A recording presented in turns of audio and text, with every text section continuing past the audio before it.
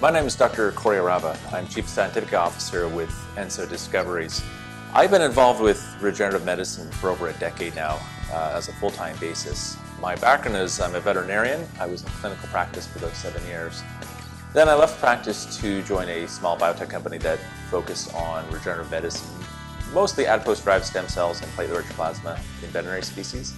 And for the last 2 years, I've been with Enso Discoveries, not only dealing with animal side, but also consulting with the human side as well. My name is Dr. Ganta. I'm a comparative pathologist at K-State and also have a lot of passion for stem cell research. I collaborate with Enso Discoveries in multiple research projects, and I serve as a scientific advisor for Enso Discoveries.